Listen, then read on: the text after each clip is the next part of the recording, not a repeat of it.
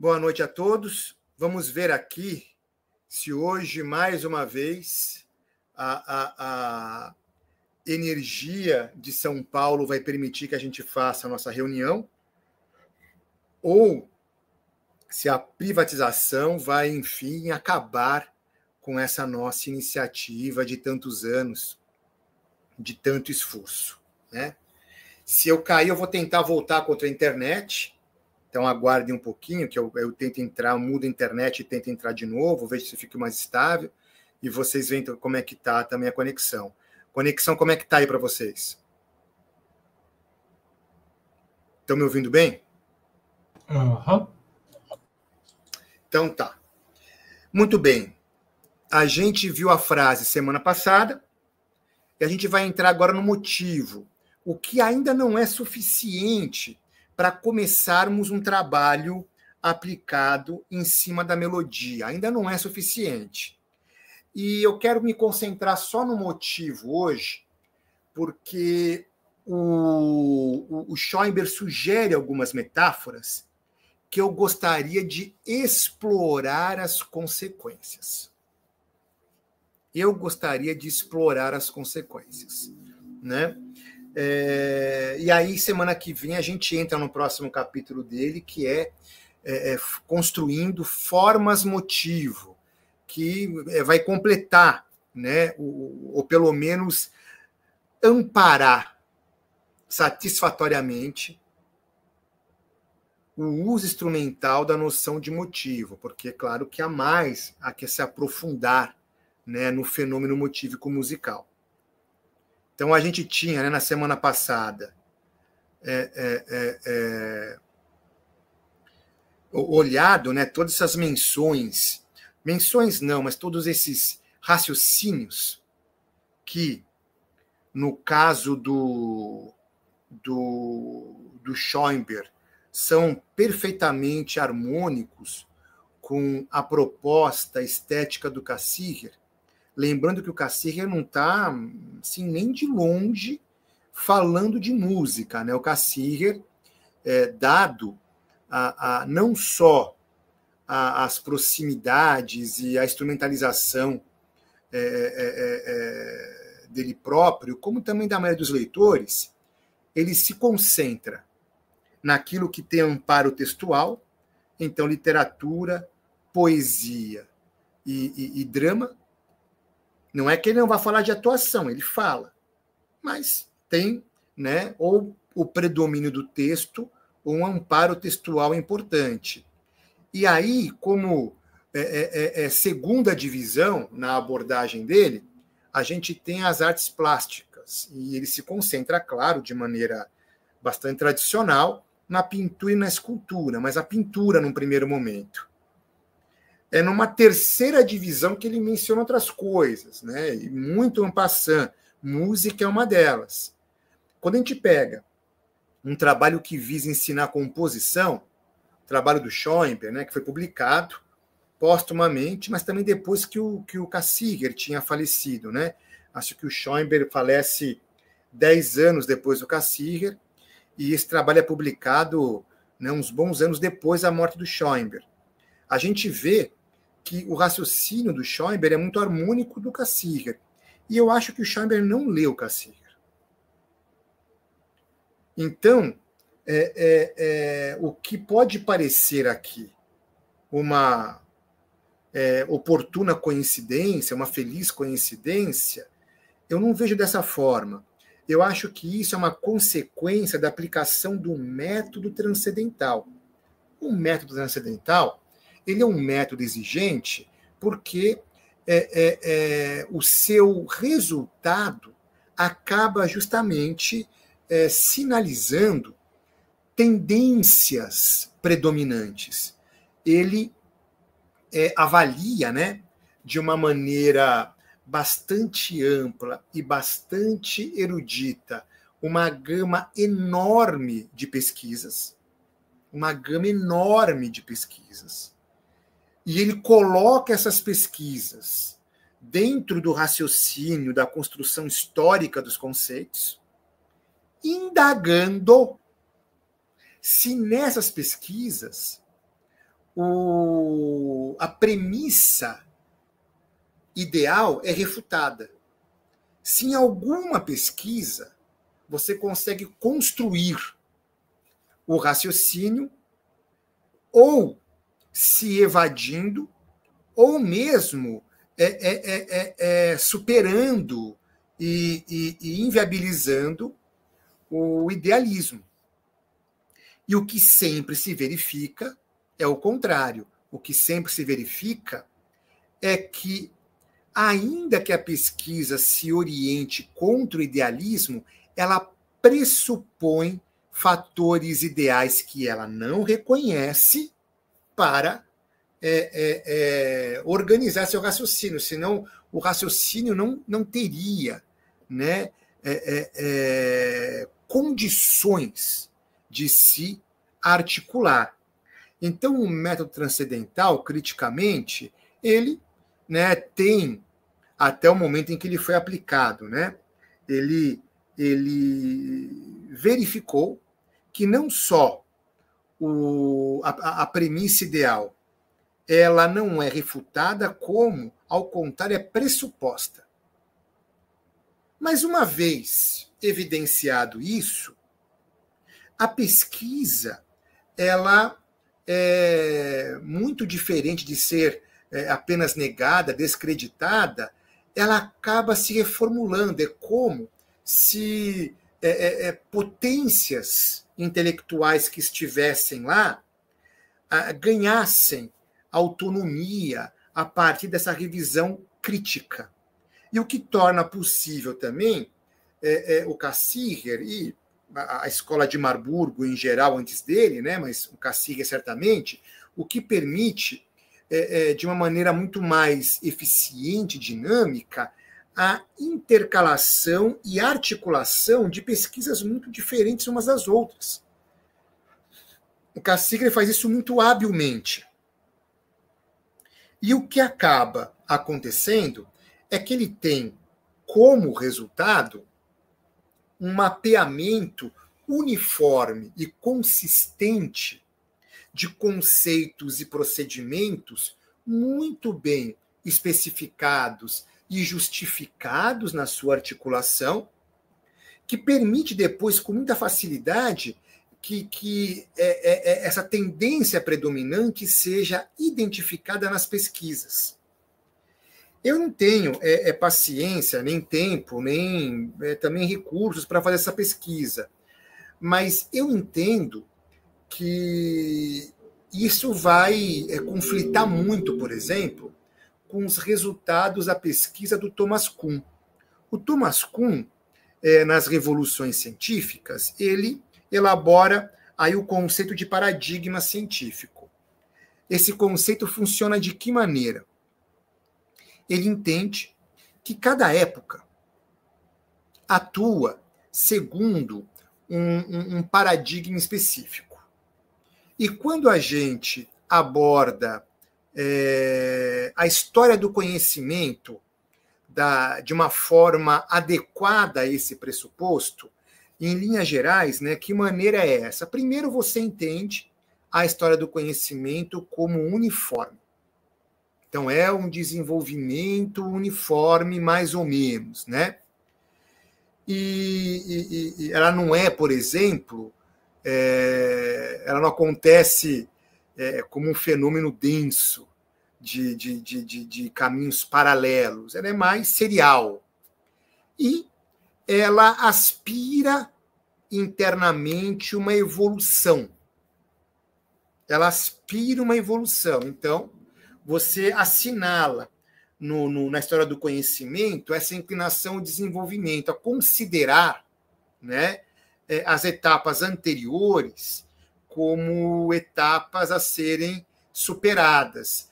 Então, de alguma forma, ele toma como parâmetro histórico, claro, é um parâmetro histórico, não deixa de ser, mas ele toma o parâmetro da Idade Moderna, que vai promover essa ruptura, né? Porque até a Idade Moderna, o que nós temos muitas vezes, também não sempre, mas muitas vezes, é a tendência de considerar o conhecimento validado pela tradição. Validado pela tradição, mas nem isso também é uniforme. Todavia, né, principalmente na Idade Média, então a autoridade, né, aqueles autores considerados já consagrados pela tradição, são sempre referendados nos argumentos, né? E um novo paradigma de evolução se estabelece lá na Idade Moderna e, de certo modo, o Kuhn ele supõe essa inclinação para estabelecer um contraste. Né? Que contraste? Que, diferente de uma inclinação, uma tendência à evolução, o que nós temos é muito mais um estabelecimento paradigmático. É um estabelecimento paradigmático. Eu tenho um paradigma científico na Baixa Idade Média que é diferente do paradigma científico da Idade Moderna, que, por sua vez, é diferente do paradigma científico que se elaborou na Idade Contemporânea e assim por diante. E um paradigma não é melhor que o outro, mas ele coordena uma tendência geral. E aí, pesquisas que não correspondem a esse paradigma tendem a ficar marginalizadas, serem menos lidas, menos debatidas, ficarem no ostracismo, podem ser recuperadas em outra época. Então, se precisa levar em conta a noção de paradigma. Só que o Thomas Kuhn, ele é da filosofia analítica. Embora ele esteja propondo aí um baita de um contraste com relação à expectativa da filosofia analítica, que é um processo que não seria histórico, seria, né, a consolidação do método verdadeiramente científico que progride independente das circunstâncias históricas, isso na filosofia analítica inicialmente, né? Porque estaria se desenvolvendo em decalque com a descrição dos próprios fenômenos físicos. Né? Então, embora o Thomas Kuhn seja, né, faça uma proposta aí perturbadora desde dentro da filosofia analítica, ele admite a filosofia analítica e os seus paradigmas metodológicos como paradigma histórico do momento. Pô, mas não é o paradigma histórico do momento? Depende. Depende do que o epistemólogo olha. Uma coisa que aconteceu e que se consolidou no pós-guerra é tratar como ciência, dar, né, conceder o nome ciência às ciências naturais. E as ciências naturais, à medida que elas conseguem se conduzir pelos paradigmas das ciências exatas. Então, nesse sentido, né, a física seria a rainha das ciências, o modelo. E tudo que é ciência corresponde, de alguma forma, a esse modelo. Isso é um problema. Por quê? Porque a gente tem programas de pesquisas pungentes que sobrevivem ao pós-guerra, de alguma forma, que não se coordenam por isso. Mas o pesquisador analítico não está olhando isso. E como a gente vive, né, numa época de imperialismo de língua inglesa, né, a gente tem uma transição do predomínio do Império Britânico, por mais que ele conflitasse com o Império Francês e outros, mas ele era o mais forte, né? Esse Império Britânico, ele no pós-guerra vai ser finalmente substituído pelo Império Americano. Mas a língua continua inglesa. E, majoritariamente, os ingleses se orientam pelos paradigmas do positivismo lógico e da filosofia analítica. Essa é uma grande diferença, é uma bússola para a gente entender a grande diferença que há entre o estruturalismo linguístico estadunidense e o estruturalismo linguístico francês ou europeu, de língua francesa, de língua italiana, né, de língua espanhola, de língua húngara, de língua tcheca, de alguma língua eslava. É uma grande diferença, uma grande diferença.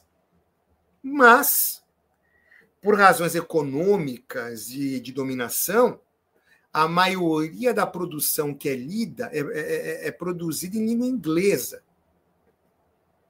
E aí os autores de língua inglesa têm mais condição, têm condição de produzir mais do que de outras línguas. Quando você vai ver as escolas espanholas, francesas, italianas, alemãs, enfim, eslavas, você vai ver, né, escolas latinas, propriamente germânicas continentais e eslavas, a gente percebe uma coisa muito diferente. De modo que o paradigma, né, descrito pelo Thomas Kuhn do nosso momento, ele refere muito mais um predomínio econômico, um volume de publicações, do que tem condição de amparar a diversidade da pesquisa. Se a gente aplica o método transcendental do Cassirer, a gente pode ficar surpreso. Por quê? Uma coisa que pode acontecer embora eu tenha um volume muito maior de trabalhos, e na sua maioria em língua inglesa, né, se guiando pelos paradigmas gerais da filosofia analítica, eu posso perceber que eu tenho uma variedade muito maior de programas que, por causa da sua variedade, vão parecer, do ponto de vista apenas quantitativo, muito desfalcados com relação ao volume de trabalhos que se orientam, né, pela filosofia analítica. Mas nesse volume enorme, eu tenho um número gigantesco de repetições. Então, eu não tenho nenhuma variedade significativa. Bom, gente, retomando aqui, né, porque dessa vez fomos interrompidos pelo programa, pelo sistema. Vamos ver se, né, o sistema vai deixar a gente fazer o grupo. E concluindo o raciocínio, tomara que a Juliette organize bem esses vídeos, né, para ficar um atrás do outro certinho, com o título correto, né? Dependemos da arte aqui, do esmero da Juliette. Mas, concluindo o raciocínio, eu acho que se a gente aplicasse um método transcendental na diversidade de pesquisas, né, que nós temos aí disponíveis hoje, nos vários idiomas, nós teríamos qualitativamente identificação de outros paradigmas e não de um só. E se tivesse um paradigma predominante, essa predominância deveria ser realmente por tendência intelectual e não só por reprodutibilidade técnica.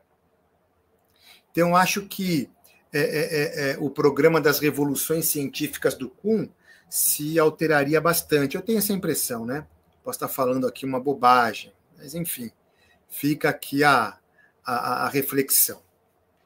Então, semana passada, nós vimos, né, o estudo da frase do Schoenberg e fizemos apontamentos que correspondem à estética cassireriana, que, a meu ver, é possível, porque a aplicação do método transcendental estabelece, de fato, uma evidenciação de tendência de construção científica, de paradigma científico de fato, né? E permite que a gente elucide certos encobrimentos, certos vieses que se travestem de tendências que não estão naquele raciocínio atuando de modo eficiente e decisivo. Então, o método transcendental, que já havia sido elaborado há quase um século antes do programa de revoluções científicas do Kuhn, ele tem uma eficiência, uma sofisticação, a meu ver, maior para avaliar esse processo histórico das transformações de paradigma científico. Então, por isso que a gente está encontrando aqui, numa obra do Schoenberg, que certamente não leu Cassirer, uma série de correspondências, né? Então, aqui retomando aquilo que a gente frisou do nosso trabalho anterior, né? A gente tinha recortado o primeiro capítulo. Diga. Quem quer falar alguma coisa? Diga. Por que meios ou vias o Schoenberg teria tido acesso ao método transcendental? Então, foi o que eu acabei de dizer. Ele não leu Cassirer. Sim, ele não leu Cassirer, mas o método transcendental não está só no Cassirer. Se a gente entende que a aproximação do Schoenberg, ou não, está só no Cassirer? Não, acho que você não entendeu o que é método transcendental, Guilherme. Porque ele não precisa ter lido o Cassirer para conhecer o método transcendental, precisa? Mas ele não está aplicando o método transcendental, Schoenberg. Ah, entendi. Tá. O Schoenberg... Eu tinha entendido que eles... Não, agora tá beleza. O Schoenberg está correspondendo a teses estéticas do Cassirer. Mas as teses estéticas do Cassirer têm essa amplitude porque o Cassirer aplicou um método transcendental sobre uma diversidade de pesquisas em estética. Não, entendi. É que lá quando você falou a primeira vez, eu tinha entendido que eles se aproximavam pelos dois se utilizarem do método transcendental, não pelo Schoenberg ter lido o Cassirer. Beleza. O método transcendental é um método epistemológico. O Schoenberg não é um epistemólogo. Sim, por isso que eu achei estranho. Ele é um pesquisador de ciência aplicada. Ele é um pesquisador de ciência aplicada. Né? Ele é o que ele seria? Né? É um musicólogo, evidentemente. Ele trabalha com ciência aplicada, ontologia regional, provavelmente nem uma ontologia regional plena. No caso do Schoenberg, pode se tratar de uma técnica. Então, ele se vale de algumas ontologias regionais para a finalidade técnica, o que fica mais evidente no Tratado de Harmonia. O Tratado de Harmonia é um trabalho técnico por causa disso. Não é nem de ontologia regional. O método transcendental é um método de ontologia fundamental. Ele é um método de ontologia fundamental. E aí a grande diferença para a gente, a grande oposição orientadora é com a epistemologia da filosofia analítica. Por quê? Porque a epistemologia da filosofia analítica, que originalmente, depois isso mudou muito, mas originalmente era histórico, transhistórico, né? Ahistórico, mais precisamente, né? Recusava a arbitrariedade histórica como dado relevante científico. A epistemologia da filosofia analítica tem como resultado acabar determinando como a ciência deve ser para ser ciência. Então é normativo. Por isso que se adequa muito bem ao positivismo lógico. É normativo. É o dever ser. É quase legislador. E é desse jeito em razão de algo que não é consistentemente científico. A partir de alguns casos que na avaliação foram bem-sucedidos, se procura transmitir aquela tática para outras situações. Daí o monismo, ontológico, epistemológico, metodológico.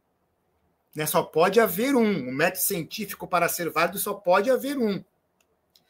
Já um método transcendental, ele vai para um caminho oposto. Ele toma como objeto a diversidade das pesquisas científicas.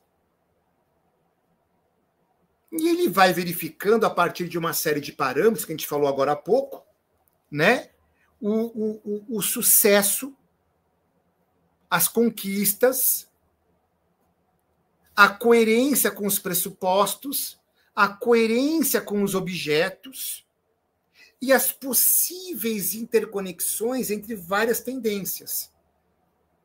Então, é uma investigação sobre o que está acontecendo, uma investigação crítica. Por isso que o Mário Porta, quando ele apresenta, né, um método transcendental, ele diz que um método transcendental transforma a teoria do conhecimento numa crítica do conhecimento. A epistemologia da filosofia analítica continua uma mera teoria do conhecimento e tem uma tendência doutrinária. Uma vez admitido que é razoável, possível e provável, né? Então possível, provável e razoável,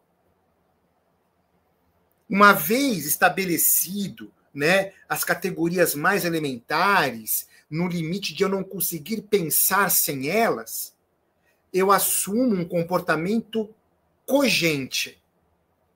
Eu assumo um comportamento constritor, normativo, e fico separando o que é ciência do que não é ciência.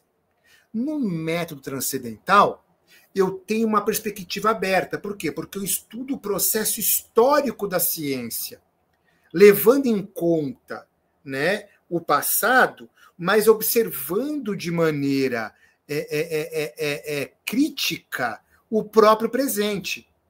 Não é que eu simplesmente admito o que se postula historicamente, não é um positivismo histórico, não é um historicismo, do jeito que o Foucault disse, né? O historicismo é o procedimento de colocar tudo no moedor de carne da história e observar o que sai depois da trituração, né? Não se trata disso. Se trata de avaliar criticamente as pesquisas, evidenciando o programa epistemológico de cada uma para avaliar o progresso com relação aos seus pressupostos. Em que medida elas são coerentes consigo mesma? Em que medida elas estão acessando melhor os seus objetos ou enviesando os objetos que elas elegeram? E, a partir disso, qual o resultado que elas estão alcançando? E comparar as pesquisas entre si. Inicialmente, tomando partido delas, porque se eu quero, né, verificar se alguma pesquisa em particular conseguiu refutar o idealismo, eu vou tomar parte dos argumentos. Senão, eu não vou verificar se refutou de fato. E o que o método transcendental assinalou até o momento que ele foi aplicado é que não só elas não refutam, como, na maioria dos casos, mesmo das pesquisas empiricistas mais radicais, pressupõem o fator ideal. É isso que foi sendo verificado. Mas o método transcendental é aberto à possibilidade do pressuposto ideal ser refutado. Ele é aberto a essa possibilidade, porque se for refutado, ele quer observar. Então, esse tipo de procedimento gera o que como resultado? Ele gera uma epistemologia diária, ele gera, a partir do processo da ontologia fundamental, ele gera uma ontologia regional que dá conta, que evidencia, que aponta para a tendência predominante daquela área, das artes em geral. Por isso que a gente pega um trabalho em musicologia, que se dedica a pensar na composição, e porque está pensando na composição, não pode se eludir a falar de arte, cujo professor é um grande compositor da história, as reflexões acabam ecoando a tendência da sua época de fato. De fato. O paradigma, a noção de paradigma do Kuhn, só é satisfatoriamente adequada e confirmada se eu levar em conta as ciências humanas. e acaba influenciando pesquisadores de outras tendências. Por exemplo, o Dossi, que escreveu a história do estruturalismo, que não é a história do estruturalismo, é um ataque ao estruturalismo, travestido de uma suposta neutralidade histórica. Para estar atualizado com o paradigma do Kuhn, o Dossi admite que o valor do estruturalismo se mede analiticamente. Então, como ele presume isso de saída, ele acaba, né, concluindo que ele já havia pressuposto, que só existiu o estruturalismo, principalmente na França, porque os pesquisadores franceses não estavam atualizados com a filosofia analítica. É impressionante. É impressionante. Aí o Dossi poderia ter aproveitado, né, se ele conhecesse o Mário Porta. Aqui no Brasil, ele teria desfeito esse equívoco elementar de saída. Por quê? Porque a noção de função que a filosofia analítica toma nada tem a ver com a noção de função, por exemplo, que a escola de Marburg elaborou, e que sim, aí é a base, né, do estruturalismo, mas também dos elementos fenomenológicos no Husserl.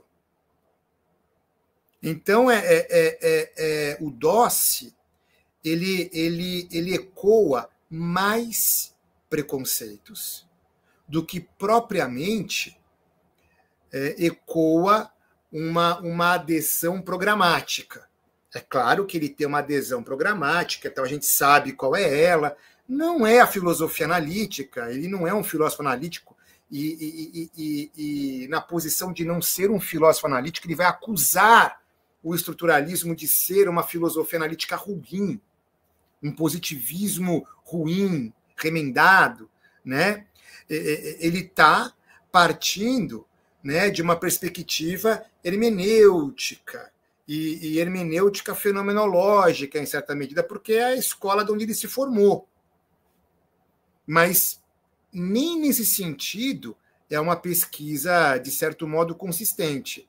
É um ecoar de preconceitos e ressentimentos que remontam, na questão com o estruturalismo, o Paul Ricoeur.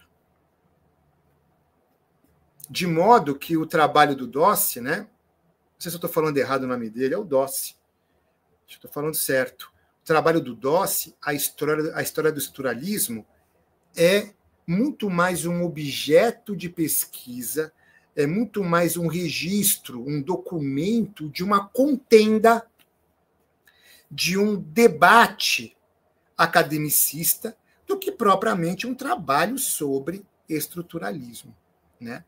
Mas, aqui no caso do Schoenberg, o Schoenberg ele se gaba de não ter uma formação acadêmica, né? Ele se gaba disso. Ele diz que muitas conquistas que ele teve, inclusive na sua produção intelectual, decorrem dele não herdar os vícios do academicismo, porque ele não teve, numa série de coisas, a instrução formal daquela disciplina. Mas é isso que o Schoenberg fala, né? Também não é porque o Schoenberg está falando isso que a gente vai simplesmente acreditar. O fato é que ele diz, ele né, escreve isso com orgulho, né? Por exemplo, ele se orgulha de não ter feito o estudo disciplinar de história da música. Então, o que ele conhece de história da música é, provavelmente, nessa perspectiva, por um caminho que não era dos vícios disciplinares do seu tempo. São coisas que o Schoenberg diz, né? Então, um cara que não está nem... Eu não sei, tá, Guilherme? Eu não sei. Mas é um cara que não está nem... pelo menos no que diz, se valendo, né, da bibliografia geral da sua própria área, não sei se ele vai se interessar pelas de outras em caráter tão específico, estudar epistemologia, mas às vezes está estudando, às vezes lê o Cassirer. O Cassirer era muito famoso, né? Era muito famoso, né? Todo mundo, hoje que ninguém conhece, mas até o Entre Guerras, o Cassirer era um popstar. Até fizeram fizeram, né? O Thomas Mann homenageia o Cassirer e o Naturp. E se não é uma homenagem, pelo menos é uma referência central na Montanha Mágica. Agora, o Thomas Mann e o Schoenberg eram amigos. E tinham debates intelectuais acalorados e densos que durou até o Thomas Mann publicar o Dr. Faustus, que é uma grande obra, inclusive para quem é musicólogo, é uma grande obra. E nessa obra, o Thomas Mann, ele põe na boca lá de um personagem, um musicólogo, uma série de raciocínios que o Schoenberg estava desenvolvendo e dividia com ele. E o Schoenberg se sentiu traído, segundo o que me disse o Ricardo Rizek. Então, eu acho que o Schoenberg não leu Cassirer, mas é um mero achismo. Ele pode ter muito bem conhecido Cassirer, lido, talvez muita gente lesse. Não sei. Não tenho esse dado, né? Posso estar enganado. Mas certamente ele não está aplicando o método transcendental. Ele não está fazendo isso. Muito bem. A gente tinha frisado dos capítulos anteriores, né? Primeiro esse parágrafo aqui, acho que é do primeiro capítulo, né? Os requisitos essenciais para a criação de uma forma compreensível são a lógica e a coerência. Então a gente vai construindo um pouco o que nós devemos entender por lógica e por coerência. A gente já antecipou aqui, por causa do capítulo sobre frase, que coerência corresponde à categoria de todo compreensível no Cassirer, que a gente ainda não esmiuçou muito bem. A gente escreveu um pouco pelo que está no capítulo, mas a gente precisa retomar algumas coisas e, em certa medida, a gente precisa destacar algumas coisas em relação a outras, lá no próprio texto do Ensaio sobre o Homem. E lógica, né, aparentemente, o Schoenberg aqui presume que é a consistência da construção elementar da forma musical. Então, ele começa aqui períodos explicativos a partir disso, né? A apresentação, o desenvolvimento. Então, a apresentação, como começa, o que se coloca inicialmente. O desenvolvimento, a partir do que eu coloquei, como que eu sigo adiante. E a interconexão das ideias, ou seja, aquilo que vai contribuir para o todo compreensivo, devem ser baseados nas relações internas, que é uma coisa que a gente frisou lá atrás. Ou seja, o fenômeno musical deve construir as condições de possibilidade da sua coerência. Essa coerência não é pautado por modelos históricos, não é pautado, né, por anseios do momento, por certas inclinações. Certamente não é uma expressão que vem de fora da música, de dentro do psiquismo e da vida psíquica de alguém, né? É interno à própria música. E nesse ponto, nós estamos bem amparados por isso, porque isso foi muito bem especificado pelo Zuckerkandl, que a gente acabou de ver. Que relações internas são essas? São as relações assinaladas pelo conceito de lei musical do Zuckerkandl, que está tudo em vídeo aqui. Então, essas são as relações internas. E as ideias devem ser diferenciadas de acordo com sua importância e função. Então, veja que interessante, né? Ele já falou agora um pouco mais disso. Por quê? Porque as ideias, elas são estabelecidas por repetição. Mas só a repetição tende a produzir monotonia. Então, eu preciso variar. Mas a variação ameaça a coerência interna. Sem a variação, contudo, eu não consigo diferenciar, né, a importância e a função dessas ideias musicais. Todavia, sem repetição, eu não consigo nem estabelecer uma ideia musical, dizer que isto é uma ideia. Então, a tensão aqui entre repetição e variação corresponde aos funtivos da estética geral, que são os funtivos de imitação e invenção, e que a gente propôs que na expressão musical, o viés próprio da expressão musical rearticula na totalidade musical, né, imitação e invenção como desempenho e interpretação. Mas é interessante que na forma musical, na forma, né, nos elementos da análise do tema, o desempenho, a interpretação, que são a atualização na música da imitação e da invenção, se especifiquem como repetição e variação. Então, a gente tem que entender aqui repetição e variação como repetição e variação musicais. Aí, já no capítulo da frase, ele propõe aqui esse parágrafo.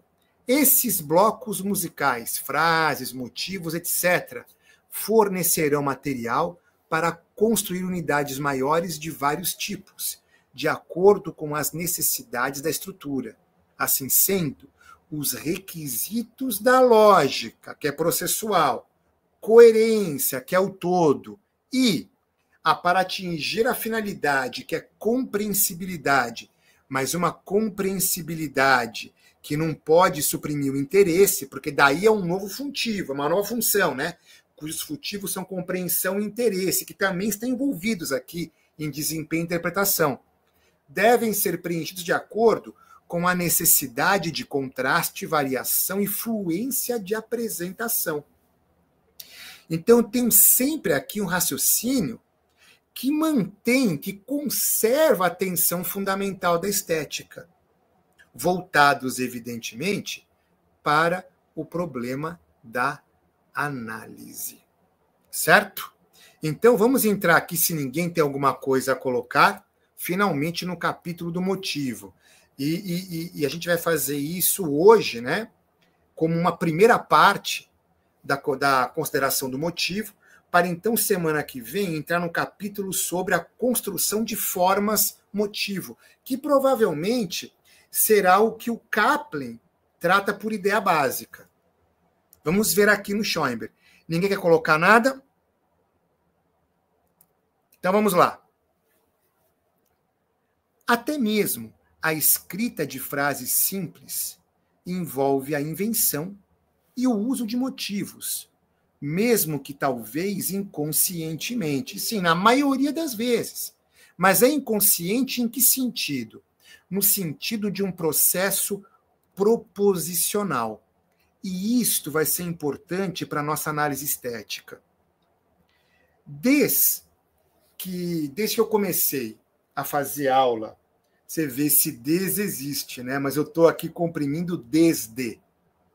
Que a gente fala aqui em São Paulo vira des. Mas eu acho que existe, né? Mas é o desde. Desde que eu comecei a fazer aula com o Ricardo e fazer análise de filme com o Ricardo, eventualmente alguém perguntava: será que o diretor desse filme pensou nessas coisas? Porque finalmente eram coisas tão esplendorosas, multifacetadas, consequências tão vultosas e amparadas pela erudição que o Ricardo Ghizek tinha, que a tendência era qual? A tendência era duvidar que o artista, né, o diretor, ou mesmo o compositor, no caso da música, o pintor, no caso do quadro, pensou naquelas coisas todas. Será que ele pensou em tudo isso? E o Ricardo, ele respondia de diferentes maneiras. Uma resposta é essa, por que ele não teria pensado? Até eu pensei. Então você imagina, olha, esse aqui é um grande artista, mundialmente conhecido e consagrado. Eu sou só um professor. Não faço nada nem longe do que ele está fazendo, quanto mais perto. Sou só um professor. Eu pensei. Por que ele não teria pensado? Ué, por que você está presumindo que ele não pensou? E aí, a resposta a esta pergunta é terrível.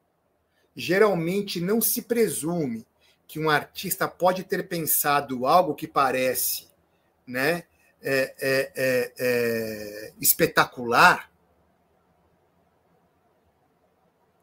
porque a pessoa que está perguntando tem como hábito comum, né? Não é um caso dela, é a tendência geral a reduzir as possibilidades da realidade às suas restrições. É confundir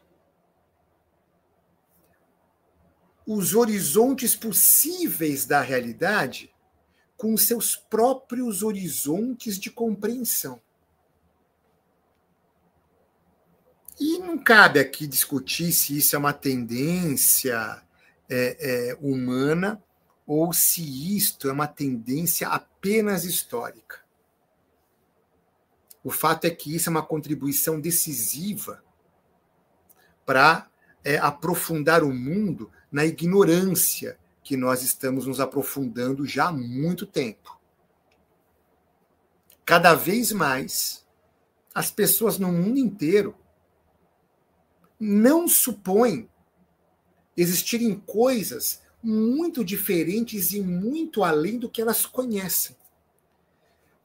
E este dispositivo, ele produz da mesma forma, ao mesmo tempo, a ignorância e todas as intolerâncias, a ignorância e o racismo, a ignorância e a hostilidade automatizada, a diferença, qualquer diferença.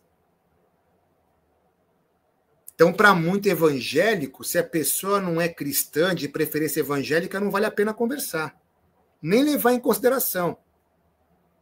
E para quem é laico, ou até ateu, muitas vezes a pessoa evangélica não merece nem consideração, porque finalmente é uma alienada. E o princípio, eles são iguais. O princípio é o mesmo. É eu nem sequer supor, assim, flacidamente, supor vagamente que tudo que eu conheço é nada em comparação qualitativa com as coisas que existem. Somente com essa inclinação, eu vejo algo que é espantoso e digo, não, mas será que o cara que pensou nessas coisas? Porque eu não penso, porque ele vai pensar. Todo mundo pensa que nem eu. Claro! Eu penso tão bem, coisas tão legais. Todo mundo é meio parecido comigo. Apesar de eu ser advogado e o cara ser dramaturgo, a gente é muito parecido. A única diferença é que eu escrevo processo, peça jurídica, e ele escreve peça dramatúrgica. Os dois escrevem peça. Essa é a redução. Então, uma das respostas do Ricardo era essa. Mas se até eu pensei, por que não poderia ter pensado? Né? Quem não pensou foi você, não tem nada a ver com isso. Uma outra resposta que o Ricardo dava era: não importa. Por que não importa? Não importa porque isso está aqui, são relações que estão aqui. Tenha, né, o autor pensado ou não, elas estão aqui. E aí a gente, a partir disso, né, inclusive em aula, o Ciro fala muito isso, né? Fala assim, bom, isso é consistente e belo por si mesmo. Agora, se essa consistência aconteceu casualmente, foi uma sorte às avessas. Por quê? Porque o artista perdeu a oportunidade de, sei lá, jogar na loteria e ganhar muito mais, porque é mais difícil isso aqui dar certo por acidente do que você acertar a Mega Sena. Finalmente, a Mega Sena são só 60 números para escolher 6. É muito mais restrito. Aqui não tinha nem 60 itens prévios para dar essa configuração. Daí que é mais provável que a pessoa tenha pensado. Mas, numa das cartas que o Rilke escreve, está publicado lá no Cartas ao Jovem Poeta, você percebe que o interlocutor, que infelizmente as cartas não foram publicadas, mas você percebe que o interlocutor do Rilke perguntou, mediante tudo que o Rilke tinha dito até então, lá na correspondência entre eles, se então era possível um poeta escrever um grande poema acidentalmente. Porque são tantas implicações, são tantas coisas, que não parece impossível, embora pareça improvável, mas não parece impossível, que um poema alcance um resultado por acidente. Que o poeta não tenha antecipado ou não tenha buscado, né? Não tenha interagido com a obra, nos termos que a gente viu acontecendo no Zuckerkandel. E é surpreendente, porque o Rilke responde que é perfeitamente possível uma obra de arte que se dá por acidente. É apenas injusto. Por que injusto? E o Rilke diz, porque é uma pena para o próprio artista. Se ele produz aquilo por acidente, quer dizer que ele, na corrente, né, da cultura artística, justamente ele está passando essa carta selada de uma mão para outra sem abrir.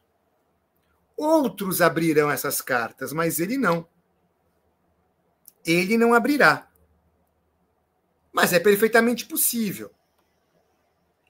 Esta resposta, ela se orienta por um outro problema, que na época do Ricardo, a gente não tinha, né, a gente não tinha nem condições de externar. Mas qual o problema? O problema é que essa pergunta estava orientado por essa pergunta, esse tipo de resposta, na verdade, né? Que decorre da pergunta se o artista pensou nessas coisas ou não, né? Ela se orienta por uma ausência de critérios estéticos. Então, uma vez que a gente vive uma crise na estética, a gente passa, por falta de ferramenta, a indagar qualquer intenção do artista, o que ele pensou, para tentar entender a obra. Todavia, se a gente reconstitui as ferramentas estéticas, se a gente recupera programas estéticos, esse recurso paliativo não tem mais importância, não tem mais necessidade. Não que alguém não possa se interessar por isso, mas não é mais um tema de estética. É um tema de psicologia sobre arte. Nossa, como um grande artista cria, compõe, né? É uma pergunta parecida, por exemplo, como que um grande cientista pesquisa, como que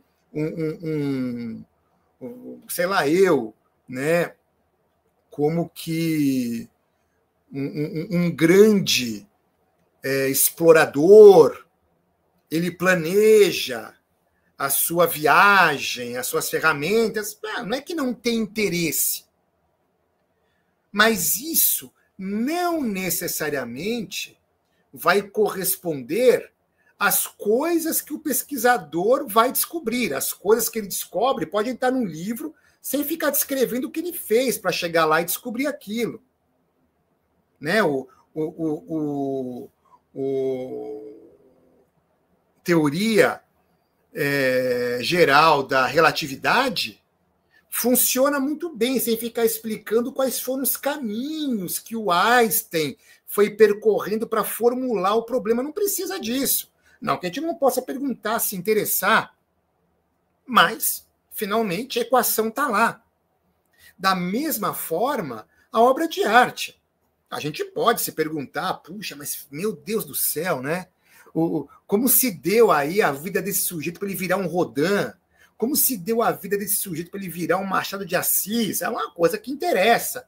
Mas se eu não tiver nenhum dado a respeito disso, o Dom Casmurro está lá sem saber nada a respeito disso. Eu não preciso perguntar pro Machado o que ele queria. O que você pretendia aqui, Machado? Não, a obra fala por si. A obra fala por si. Agora, se a gente realmente vai enveredar por essa investigação, pela psicologia do artista, né? A gente vai ver que muita coisa se dá, embora o termo não seja um termo adequado, de maneira inconsciente. O Heidegger, por exemplo, ele recusa essa terminologia. O Heidegger, ele prefere, lá no Fundamentos da Metafísica, usar a noção de consciência alterada, na falta de um termo melhor. Ele presume o quê? Ele presume que eu tenho direções de consciência que são alterações em relação à outra. Não é que é algo inconsciente, porque o que não está no âmbito do testemunho, finalmente não está. As coisas estão, mas podem estar em encobrimento dinâmico. O Heidegger não se aprofunda muito nisso, mas, a meu ver, pode ser que eu esteja enviesado, ele chega lá na porta da filosofia das formas simbólicas, que ele não quer entrar, né? Porque ele quer se distinguir de qualquer tipo de idealismo. É o Habermas que considera o Heidegger um idealista. Ele considera isso um xingamento, ele não vai ser um idealista. Mas é disso que trata a filosofia das formas simbólicas. Quando a gente pergunta, mas o artista pensou nisso? De maneira estrita, nós estamos perguntando, mas escuta, isso que se elaborou pela forma simbólica da arte, o artista antes elaborou pela forma simbólica da linguagem? Ou pela forma simbólica da ciência? Ou até pela forma simbólica da história? E a resposta é: a forma simbólica da arte não precisa disso. De modo que a resposta correta seria: o artista pensou nisso? Pensou. Mas ele não pensou linguageiramente, cientificamente, historialmente. Apesar de também poder ter pensado, não exclui isso. Mas certamente ele pensou esteticamente. Não foi por meio das categorias da função semiótica que ele colocou suas intenções de modo proposicional, numa proposição, num juízo. Foi por meio de outra categoria geral, das formas sensíveis puras. As formas sensíveis puras são pensamento. Não são o oposto de pensar, nem poderiam ser. Elas são pensamento. Então, quando, né, o Schoenberg aqui propõe que a pessoa ela teria chegado nisso inconscientemente, ele, na verdade, a meu ver, está se aproximando dessa perspectiva e está dizendo: olha, nós que compomos, não fazemos isso como compomos música, não fazemos isso como um musicólogo. E por que não? Porque o musicólogo é um pesquisador. O que eu estou fazendo aqui agora não é uma composição, não é composição musical, é musicologia. Eu estou colocando em proposição os processos que eu me valho para compor. Mas a gente viu na semana passada, né, que lá no capítulo da frase, ele explica como isso se dá. Ele fala, olha, um compositor iniciante vai ter realmente pouca desenvoltura. Por quê? Porque tal qual um motorista iniciante, ele fica traduzindo as coisas em proposições. Ah, agora eu vou virar a chave, mas eu tenho que ver se está desengatado o carro. Quem não tem carro automático, né? Então agora eu vou pisar na embreagem, agora eu vou engatar, agora eu vou soltando de pouquinho e acelerando, carros que precisam disso para não morrer e tal. Era a minha época de motorista, né? Depois que você automatizou, não é que você faz sem pensar, você faz sem pôr em proposições prévias. Mas é um pensamento corporal muscular. Quando você compõe, quando você pinta, quando você faz a coreografia da dança, e também quando você escreve. Os procedimentos para escrever, olha que interessante, na estética, os procedimentos para compor proposições tampouco são proposicionais. Não quer dizer que eles são inconscientes, quer dizer que eles seguiam pelas formas sensíveis puras, né? Então aqui o Schoenberg está correspondendo a isso. Continuando, usado de maneira consciente, o motivo deve produzir unidade, afinidade, coerência, lógica, compreensibilidade e fluência do discurso. Muito bem. Se ele atende à coerência, gente, ele atende à fluência do discurso. Ele está tipificando aqui o todo compreensivo musical. O todo compreensivo musical pede uma espécie de fluência discursiva, uma vez que ele é uma expressão temporal. Ora, essa coerência é garantida por afinidade. Afinidade a quê? Às partes. Somente por essa afinidade às partes na direção da fluência é que eu vou conseguir ter unidade musical. E quando eu vou avaliar essas condições, como musicólogo, eu vou evidenciar a lógica propriamente musical. Atendendo tudo isso, a música tem compreensibilidade. A questão é que essa compreensibilidade ela precisa comportar variedade, senão eu perco o interesse. Só com mera repetição eu também não tenho fluência. Então, o Schoenberg, na sua argumentação, ele vai dando parâmetros o suficiente para a gente operar o texto dele nesse sentido. Aí ele continua no próximo parágrafo. O motivo geralmente aparece de uma maneira marcante e característica ao início da peça, ou seja, aquilo que ele tinha salvaguardado como apresentação, né? Eu preciso, de alguma forma, gerar uma marca o mais rápido possível, não pode demorar para isso acontecer. Claro, não é proibido que eu faça um planejamento ao contrário disso, ainda mais no momento que a gente vive, né? Porque essas orientações do Schoenberg já estavam sendo seguidas há muito tempo. Então, por contraste, é possível propor algo bem diferente disso. Mas, inicialmente, né, dentro da composição do tonalismo e na homofonia, é essa a recomendação. Os fatores constitutivos de um motivo, que ele não definiu, são intervalares e rítmicos, combinados de modo a produzir um contorno que possui normalmente, pode não possuir, mas né, frequentemente possui uma harmonia inerente. Então, o motivo ele tem condições. Né? Na maioria dos casos, o motivo ele precisa ter extensão suficiente para pelo menos sugerir uma harmonia inerente. Pelo menos sugerir. Além disso, ele deve ser constituído de intervalos de altura e de relações rítmicas. Só isso não é ritmicamente satisfatório. Isso aqui também não. Eu não consigo ter um mínimo de diferença, né? Talvez, se ela é o mínimo de diferença, seja. Talvez seja o mínimo de diferença.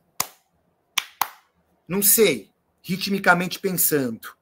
Então, como Schoenberg não vai ir para essa radicalidade, nós devemos pensar qual é o mínimo diferencial de sentido de intervalos de altura e de intervalos rítmicos, e que suporte, se possível, né, e se for de interesse, uma harmonia inerente.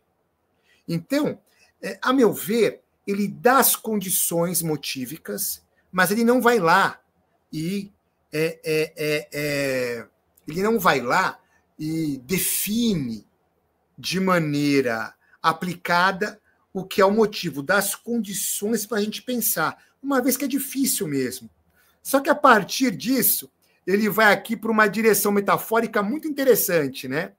Visto que quase todas as figuras de uma peça revelam algum tipo de afinidade para com ele, o motivo básico é frequentemente considerado o germe da ideia. Então, né, eu não sei até que ponto essa pressuposição realmente se verifica nas peças musicais. Eu estou aqui, inclusive, presumindo as clássicas, classicistas românticas, aquilo que o Schoenberg tem como material, né? Mas, ainda que não se verifique assim de maneira tão ampla, né? Ainda que não se verifique desse jeito, é interessante ter isso como norte, ter isso como bússola de aproximação, né? Uma vez admitido isso de maneira rigorosa. Aí ele continua.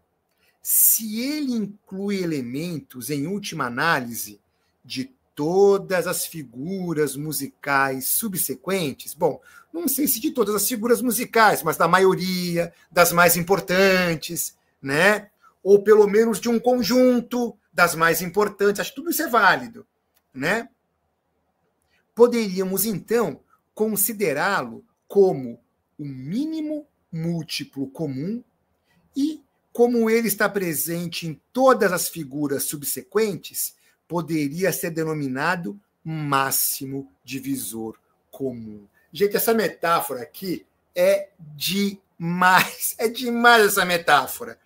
Certamente isso é verdade, né? Eu tenho certeza, eu posso falar, é verdade.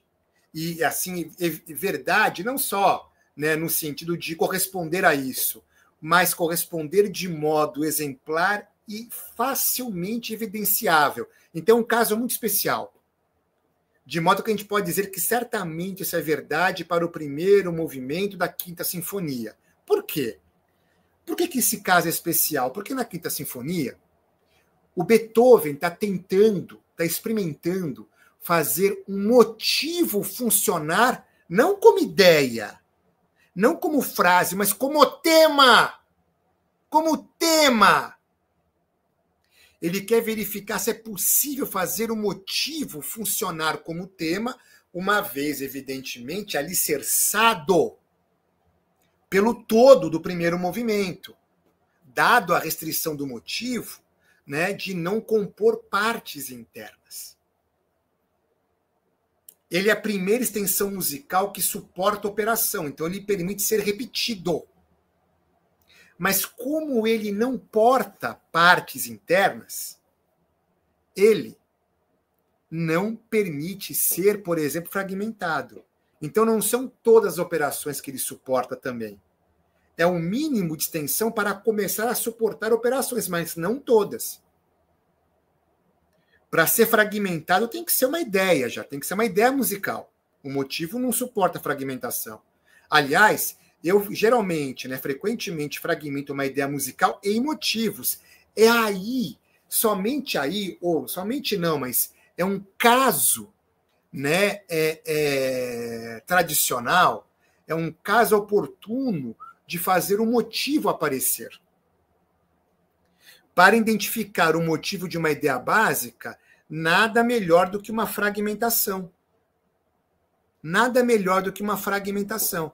A fragmentação estabelece, olha, isso aqui é parte daquele motivo, não é? Então isso aqui, parte daquela ideia musical, não é? Então isso aqui é um motivo. Aí ele continua aqui. De qualquer maneira, tudo depende do uso que se faz dele. Claro, sim. Depende da obra. É muito interessante o Schoenberg deixar isto em aberto sem abandonar o rigor.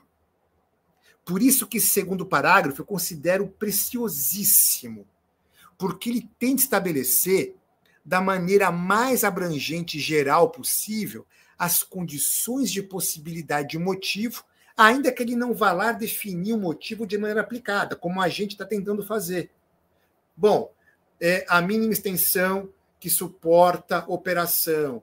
Para suportar a operação, ele tem que ter um mínimo de distinção. Então, não pode ser uma relação entre notas, tem que ser uma relação entre intervalos. Não pode ter, né, duas figuras de duração de tempo. Tem que ser uma relação entre durações, entre intervalos de duração. Né? Então, tudo isso é para a gente pensar, para a gente experimentar, para a gente aplicar, porque eu não me lembro de ter isso definido nem no Schoenberg e nem no Capri, mas pode ser eu que não me lembre. Né? Alguém quer fazer algum comentário? Então, seguindo aqui. De qualquer maneira, tudo depende do uso que se faz dele. Que o motivo seja simples ou complexo, que seja formado de poucos ou muitos elementos, a impressão final da peça não será determinada por sua forma básica. Tudo dependerá de seu tratamento e desenvolvimento. Claro, não se trata de achar o motivo precioso. É o que a peça fará com o motivo, além do que, de modo elementar, o motivo deve permitir, né, para ser, então, motivo, mas é o que a obra fará dele que será internalizado nele como valor. Um motivo aparece continuamente no curso de uma obra. Ele é repetido. É isso que o Schoenberg já havia dito, né? Não parece possível construir sentido musical sem o uso da repetição.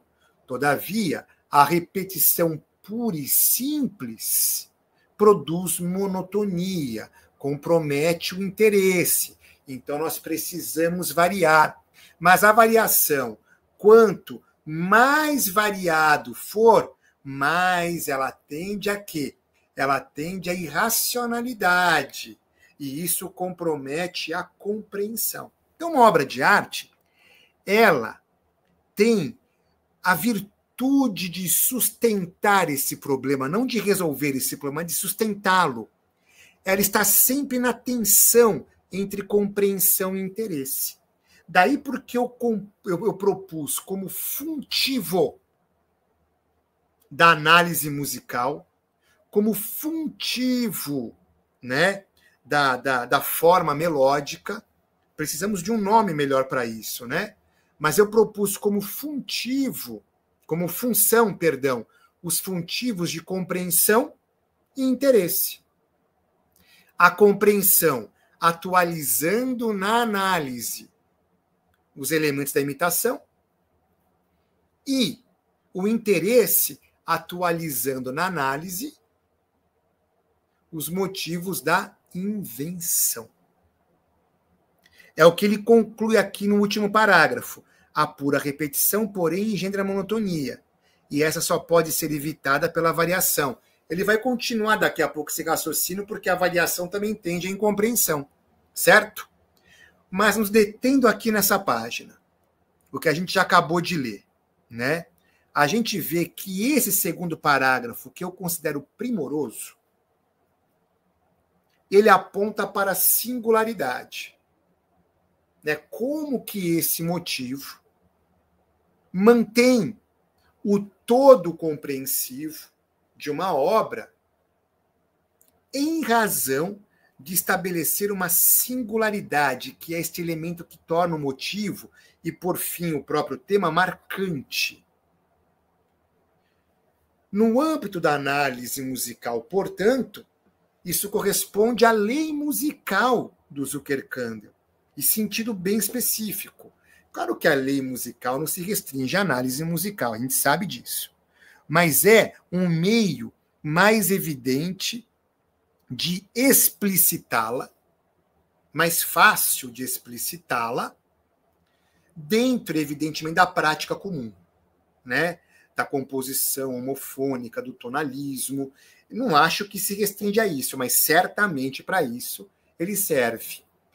Portanto, se ele aqui sinaliza a lei musical, está assinalando a lei característica.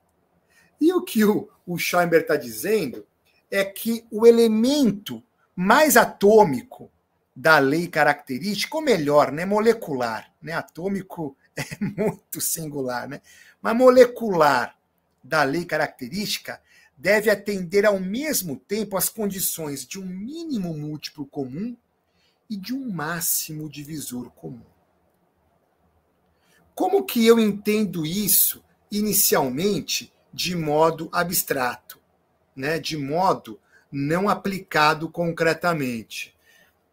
Me acompanhe aqui para vocês verem se eu não estou errando. Nós estamos propondo aqui que o elemento motívico da lei característica ele deve simultaneamente atender às condições de máximo, né, de mínimo múltiplo comum e de máximo divisor comum. Ora, em aritmética e em teoria dos números, o mínimo múltiplo comum de dois inteiros A e B é o menor inteiro positivo que é múltiplo simultaneamente de A e de B. Então, aqui eu tenho um diagrama que não tem só A, B, tem A, B, C, D e E. Qual que é o menor inteiro positivo, né? O mínimo múltiplo comum é o mínimo múltiplo de uma coleção de termos, aqui no caso 5 termos, né? Que representa o menor inteiro positivo, né? Que aqui no caso vai ser múltiplo simultaneamente, né? Dos 5 primeiros números, excetuando o 1, que seria uma redundância, e também excetuando o 6, só para chegar lá no próximo primo, que é o 7. Então, o menor inteiro positivo de 2, 3, 4, 5 e 7. O menor inteiro positivo, que é múltiplo de todos eles, é 420. Pô, é um número grandão. É um número grandão em relação aos termos da onde eu parti. Mas esse número grandão é o menor inteiro positivo deles. Vocês veem que eu tenho outros termos que são múltiplos deles. Mas aí tem termo que é múltiplo só do 7. Tem termo que é múltiplo do 7 e do 2 ao mesmo tempo. Tem termo que é múltiplo do 7 e do 4 ao mesmo tempo. Aí tem termo que é múltiplo do 7, do 4 e do 2 ao mesmo tempo. Né? Então, eu faço aqui um diagrama que eu vejo que tem uma série de termos que são múltiplos em comum de 2, de alguns, mas do 5, o primeiro, que é múltiplo do 5 ao mesmo tempo, portanto, o menor inteiro positivo é 420. Deu para entender isso aí? O povo de humanas? Que o povo que é de engenharia e de exatas e de design, acho que entende mais fácil, né? Mas o povo de humanas é mais difícil. Então, aqui, eu tenho um raciocínio que vai do geral aos particulares. Por quê? Porque na peça musical eu posso identificar justamente o que é esse mínimo múltiplo comum com relação... Vamos pensar agora, gente, olha essa ideia. Com relação aos motivos. Então, em vez de pensar um motivo que se estende para a peça toda, que é o primeiro movimento da Quinta Sinfonia, eu posso, por uma determinada extensão de consequências, identificar lá um determinado raciocínio melódico que tem a virtude de operar, no caso aqui do nosso exemplo, 5 motivos passíveis de serem assinalados. Evidentemente, eu vou encontrar nessa peça musical outras frases, outros raciocínios melódicos que articulam 2 deles, 3 deles. Mas o interessante é eu encontrar, de repente, esse raciocínio melódico significativo que articula 5. E aí eu penso por meio do MMC, do mínimo múltiplo comum. Por quê? Porque a partir desta extensão é que eu vou identificar outros raciocínios melódicos subsidiários desse, subsidiários do 420, uma vez que o 420 tem a virtude de assinalar de modo, né, singularizador, especificador, um conjunto de motivos. Veja que a peça musical não tem o compromisso de dizer para mim, gente, ó, vou apresentar aqui um primeiro motivo relevante, esse, agora um segundo, agora um terceiro, agora um quarto, agora um quinto. Pegou os motivos? Legal. Vou começar a construir frase com eles, até que eu vou chegar aqui numa frase que eu vou usar todos. Provavelmente não vai acontecer isso. O que vai acontecer é que eu vou ter lá numa peça clássica, né, alguns temas, né, um primeiro tema estrito, lá um terceiro tema estrito, um quarto tema estrito, que de repente, em um determinado momento da peça, num desenvolvimento, né, eu vou ter esses 3 temas considerados. Mas eu gero um raciocínio melódico, eu percebo que esses 3 temas considerados no desenvolvimento evidenciam a construção a partir de 5 elementos irredutíveis, 5 motivos, que a partir de lá eu vou identificar em outros temas frouxos, em outras frases musicais que tem lá um papel de ponte, de introdução, de moldura. Então, nas formas longas, é realmente um pano para manga essa sugestão, né, do Schoenberg. É um pano para manga. Eu acho que nas formas curtas, populares, acho que a gente não vai ter oportunidade de encontrar extensões que articulem tantos motivos variados. Eu acho que a gente vai ficar no escorregando, vamos ver, né? Mas no escorregando, talvez, 1 ou 2 motivos têm essa propriedade, né, de mínimo múltiplo comum. Não analisei, mas vamos ver. O fato é que eu estou propondo aqui que, em razão disso, o mínimo múltiplo comum ele permite aqui um raciocínio que vai do geral, o mínimo múltiplo comum, aos particulares. E aí ele estabelece um raciocínio por participação.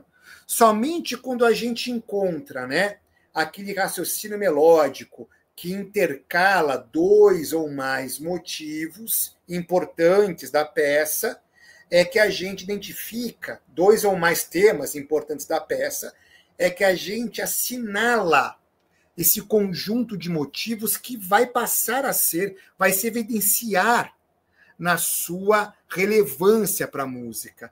Então, nós vamos estar instrumentalizados para identificá-los em outros lugares, em temas frouxos, em outras frases, né? O procedimento aí é por participação. Uma vez identificado, né, o mínimo múltiplo comum. Já um máximo divisor comum de 2 ou mais inteiros é o maior inteiro positivo, que é divisor de cada um deles. Então, aqui o que eu tenho? Aqui eu tenho, né, uma série numérica que entre, né, 2 inteiros positivos, nessa série, pode ser uma série só de 1, né? Mas nessa série eu encontro o maior termo que é capaz de dividir ambos os termos. Então, veja só, né? Eu tenho aqui 12 e tenho 18, né? E aqui no caso do exemplo, né, esse 12 é certamente múltiplo de 4, não só, mas múltiplo de 4, e 18 é múltiplo de 9. O que é importante aqui? O importante é que 18 não é propriamente múltiplo de 4. E 12 não é múltiplo de 9. Então, 4 e 9 estão excluídos. Mas entre 12 e 18, eu tenho uma série de dividendos. E o maior desses dividendos, aqui no caso, é o 6. 6 divide tanto 12 quanto 18. 3 também, 2 também, 1 também.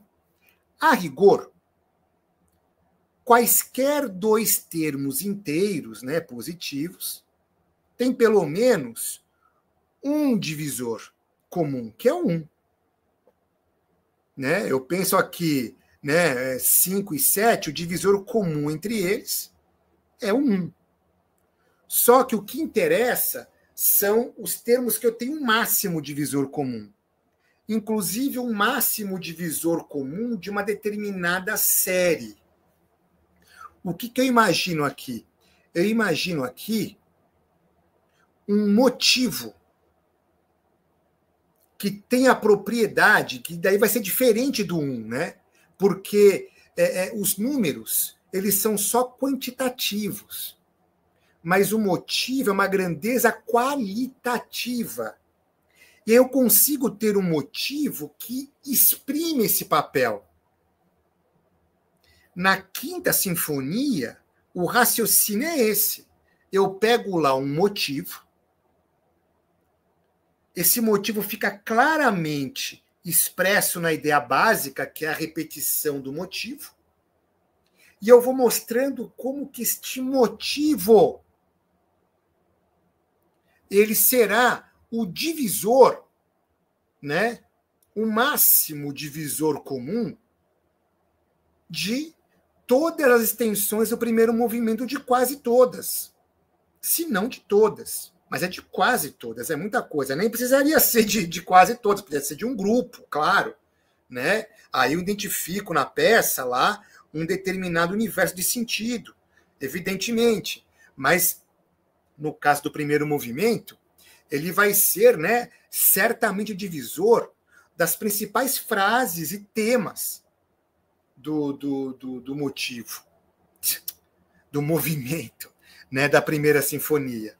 De modo que aqui, né, eu tenho um raciocínio que vai do especial, né? Esse máximo divisor comum, ele é específico. Ele é menor do que as grandezas que eu vou considerar, e eu identifico ele antes. Né? Então, eu tenho aqui um caminho que vai do especial ao mais amplo, e aí eu atuo por liberdade. Por quê? Porque esta forma é a forma que mais me alinha esteticamente ao processo, né, indutivo do compositor.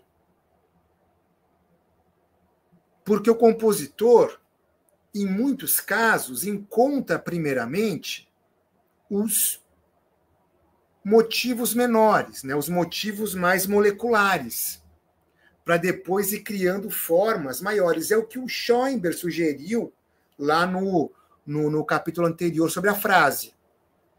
É claro que o contrário também acontece. Às vezes, a gente encontra uma melodia sugestiva.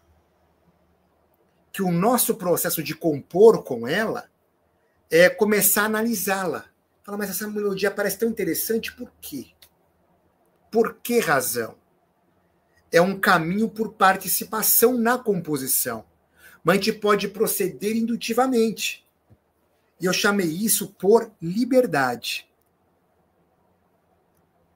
Então, o que nós temos aqui? Se é que nós temos alguma coisa acontecendo, né?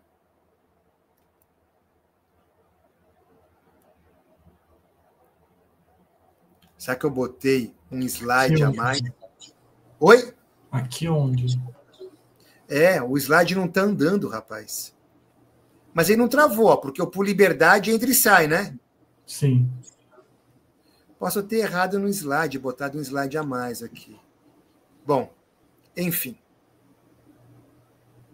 Eu também estou vendo se alguma coisa está mudando, se eu estou grifando alguma coisa. Pode ser só um slide duplicado. Depois eu vejo. Muito bem. Então, lá em cima do mínimo múltiplo comum, né? Vamos concluir uma coisa a respeito disso. Armação evidenciável na totalidade estrutural da obra ou nas extensões, a partir das extensões maiores, né? Capaz de compreender vários elementos que, sem ela, podem parecer desconexos tanto entre si como em relação ao todo. Certo? Já aqui, no outro, no MDC, processo construtivo, aqui no caso, né? 1 vezes 2 vezes 3, que vai ser 6, podia ser 1 mais 2 mais 3 também, que possibilita elementos desconexos entre si, no caso 4 e 9. Imagina 4 e 9 como extensões musicais aqui, que acontecem em momentos diferentes da peça, serem integrados 12 e 18 pelo todo. Então imagina que eu tenho lá uma extensão melódica, que aqui é representada pelo 4, e uma extensão melódica pelo 9. Você fala, bom, eles não têm muito a ver um com o outro. Aí eu vou ter mais duas extensões melódicas, o 12 e o 18. Eu falo, bom, são diferentes, mas o 12 parece que tem a ver com o 4 e o 18 com o 9. Mas eu sinto que 12 e 8 são relacionáveis de uma forma que 4 e 9 não são. Aí, quando eu vou ver, eu tenho em 4 pequenas extensões que não se coordenam com as extensões do 9. E vice-versa, claro. Todavia, essas extensões, que aqui no caso vão ser 2 em 4 e 3 em 9, podem formar uma ideia básica, que é o 6, que se encontra em 12 e 18. Ou pode até ser uma variação motívica, o 6, que é uma variação tanto do 2 quanto do 3, que se encontra tanto em 12 quanto em 18. E essa ideia variada, né, esse motivo variado, ou essa ideia básica que relaciona os motivos 2 e 3, ou o motivo variado que claramente decorre, né, de uma variação tanto do motivo 2 quanto do motivo 3, permite que aquilo que é incomutável na frase 4 e na frase 9 ser relacionável tanto num determinado tema 12 como num determinado tema 18. Em razão disso, né, a gente verifica naquilo que o Schoenberg identifica como MDC a famosa liberdade no processo do Zucker-Kandel. É onde a liberdade no processo melhor se evidencia, porque a liberdade no processo está na composição como um todo. Mas é no MMC que a necessidade no retrocesso melhor se evidencia. De modo que quando a gente compõe uma peça musical, Claro que isso pode não acontecer, né? A gente pode fazer isso de uma maneira mais automatizada, mais mecânica. Mas a gente pode proceder de uma maneira analítica durante a composição. De repente eu chego numa frase que eu faço, porra, que frase interessante. Mas por que ela é interessante? Aí no meio da composição eu começo a analisar aquela frase. Eu começo a analisar aquela extensão melódica, que às vezes é maior que um tema. E eu começo a descobrir coisas que eu estava já interagindo, mas que eu não tinha evidenciado de modo proposicional até. Por isso que a gente disse lá que o comportamento proposicional não está excluído. Agora, pensando esses recursos esteticamente, né, é evidente que a liberdade no processo, o MDC, ele atualiza melhor os motivos da invenção da função estética. Enquanto que o MMC evidencia melhor os motivos da imitação. Ah lá, a nossa função estética, a gente viu lá no começo, né? Como é que isso se daria, então? Ora, o MMC ele estaria mais orientado à imitação da realidade, enquanto que o MDC, a descoberta dessa realidade, se estabelecendo entre eles uma proporção oportuna. Ao mesmo tempo, né, que como a gente já tinha visto, o MMC ele vai operar melhor lá no músico, inclusive no músico performático, né, no instrumentista, os motivos relacionados a desempenho. Veja, os motivos estão nos dois, mas se evidencia melhor os motivos por desempenho. Claro, finalmente, para estudar uma peça, quando eu começo a peça, eu até começo a peça, uma peça complicada, né, me capacitando para tocar os menores motivos, as menores frases. Mas corresponder à composição, os elementos relativos ao desempenho, vai começar a ser alcançado quando eu estiver executando de maneira razoável, identificável, compreensivo, as maiores extensões, que é aquilo que o professor fala para a gente. Não, tenta tocar uma primeira vez sem voltar do começo.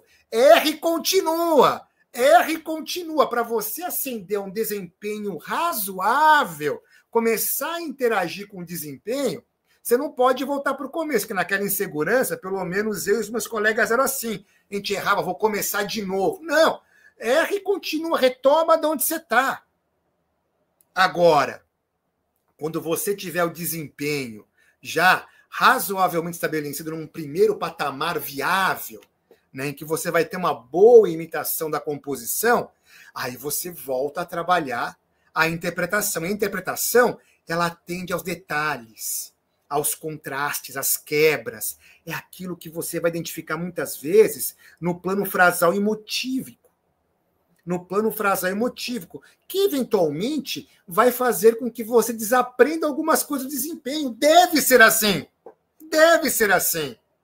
Mas uma vez alcançado esse próximo patamar interpretativo, você vai agora tentar equalizar, né, a capacidade de desempenho tal qual, que vai comprometer a interpretação e vai ser um escalonamento, que uma hora a gente vai estar mais no cravo, outra hora mais na ferradura.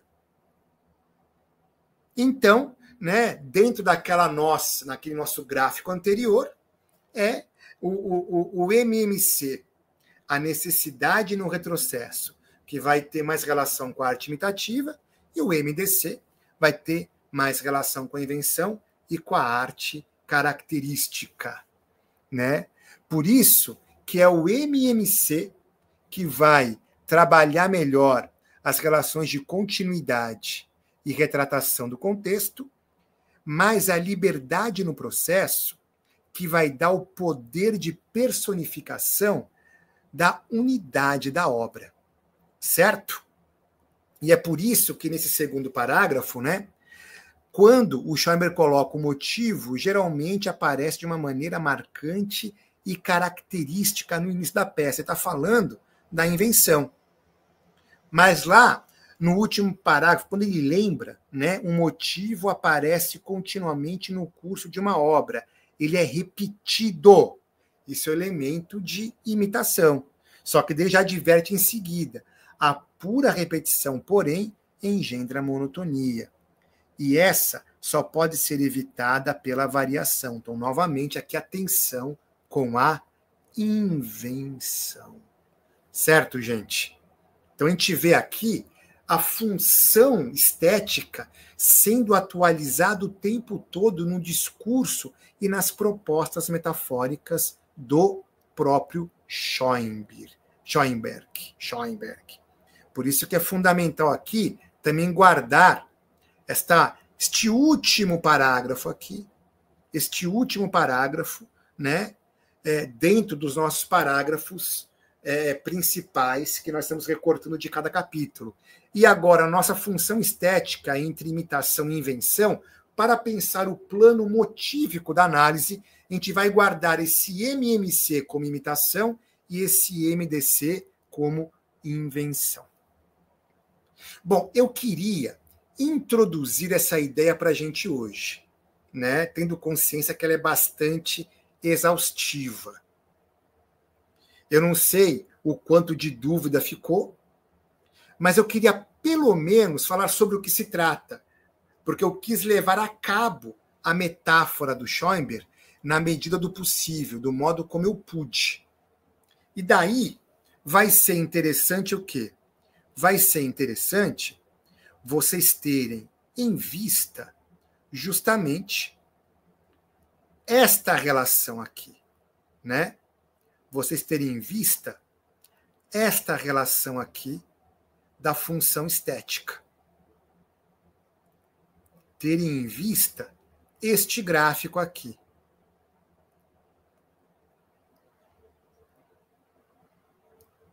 Principalmente no que diz respeito, né?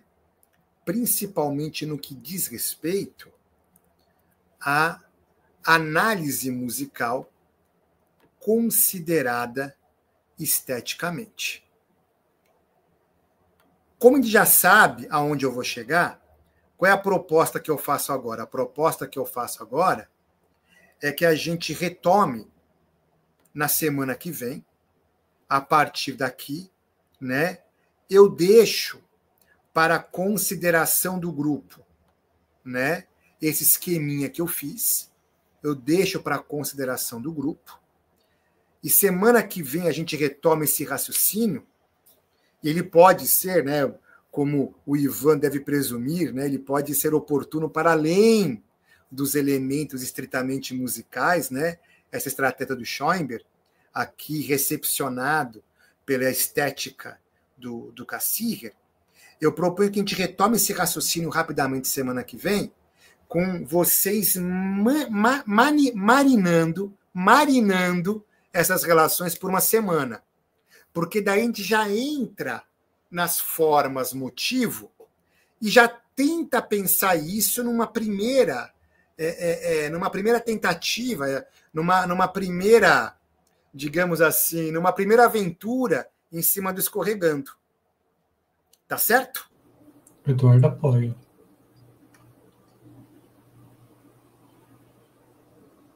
Pode ser? Pode. Pode. Então, gente, retomamos semana que vem, tá bom? Beleza. E vamos torcer para a Juliette colocar esse vídeo junto com o outro, né, explicando que é o mesmo encontro. Ah, como a gente depende da Juliette, meu Deus, dependemos muito dela. Obrigado, gente. Um abração. Falou. Até. Tchau, Silvio. Tchau. Nossa, Isadora é muito hipócrita. Ela não viu um segundo. O grupo veio dar tchau. Eu tô aqui, vou dar tchau.